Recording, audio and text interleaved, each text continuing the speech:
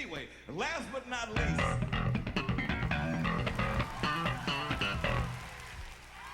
see, every time he does that,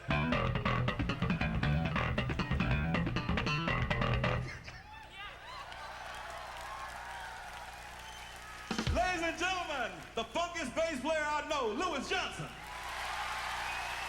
In the world of funk and groove, few names hit harder than this man. They call this man Thunder Thumbs.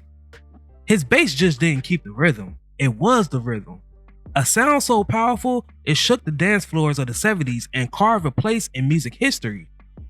From the Brothers Johnson to Michael Jackson's greatest hits, this man's signature slap bass became the heartbeat of an era.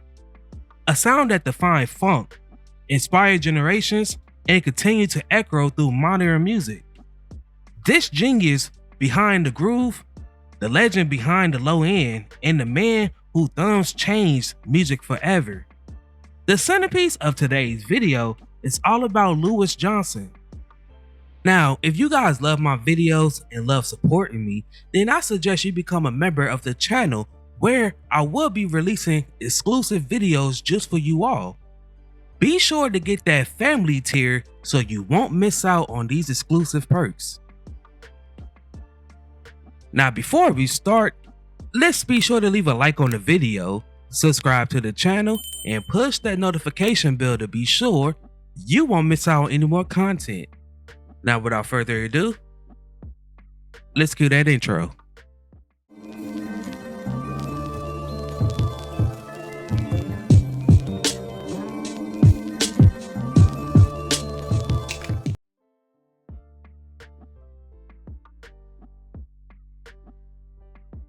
Louis Johnson was born on April 13, 1955 in Los Angeles, California. He was born into a home filled with gospel and soul. Alongside his brother George, he grew up surrounded by music, but it wasn't until he picked up the bass guitar that his destiny became clear. Louis' technique came naturally, a raw combination of rhythm, power, and feel. By his teens, he was already making raves in the local scene. The Johnson brothers began performing together, forming what would soon become the Brothers Johnson.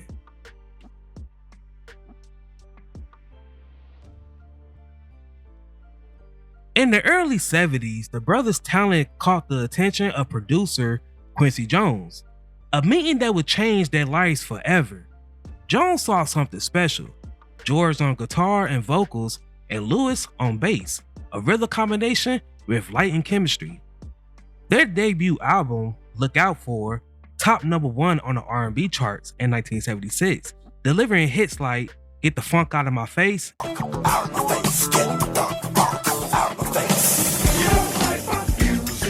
and I'll Be Good to You.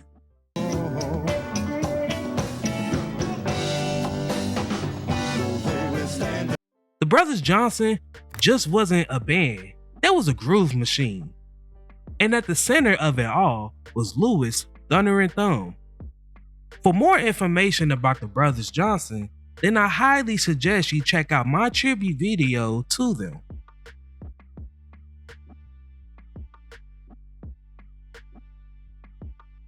They call him Thunder Thumbs. It wasn't just a nickname, it was a warning. Louis Johnson took the bass from a background instrument to a front and center weapon. His slap and pop style, a fusion of rhythm and melody, became one of funk's defining sounds. Every pluck, every hit, every groove had power. It wasn't just music, it was a movement. Generations of players would study his technique, but only few could ever match his feel.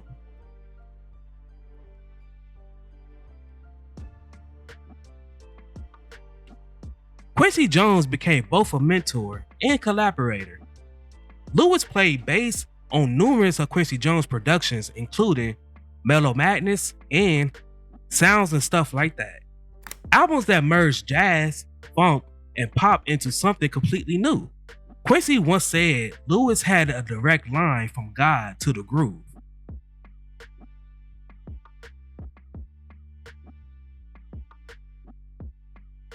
When Quincy Jones began producing Michael Jackson's solo albums, He brought his best players in, and Louis Johnson was the first on that list. That unmistakable bass line on Billie Jean, that's Louis Johnson. The groove on Get on the Floor and PYT, again, that's Louis Johnson. Between Off the Wall and Thriller, Louis' playing reached billions of ears, but only few knew the man behind those iconic sounds.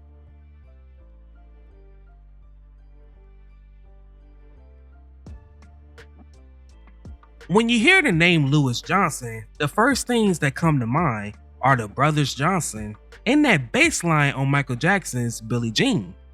But behind the legendary grooves and platinum records was a man with his own musical visions.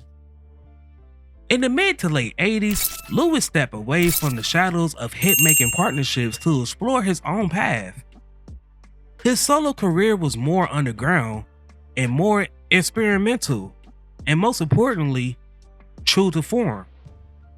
Nicknamed Thunder Thumbs for his explosive slap technique, Louis released the album Evolution in 1985. It wasn't a commercial blockbuster, but for bass players, it was sculpture. His playing was front and center, raw, fast, and fearless. It wasn't built for radio, it was built for musicians.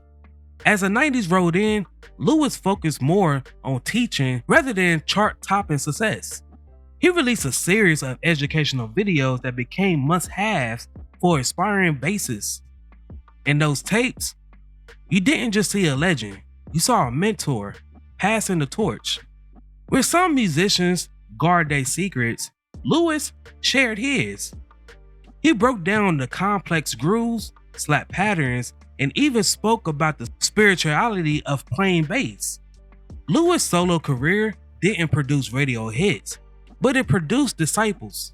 From gospel players to hip-hop producers to YouTube bassists, his fingerprints are all over the next generation. Even without the grits of the charts, Louis Johnson's solo work remains a goldmine of groove and a masterclass in the art of funk.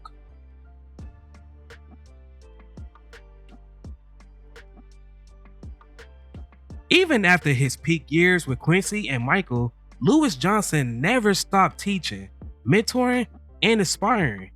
His instructional videos, studio work, and solo albums showcase his depth in musicianship.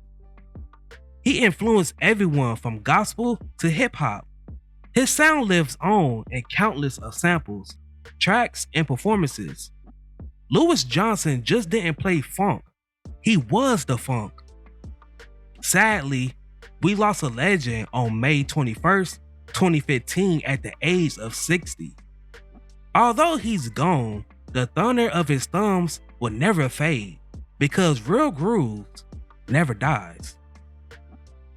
Now before we go, I have a question for you all. What is your favorite song from the Brothers Johnson? Also, what is your favorite song that Louis Johnson played on?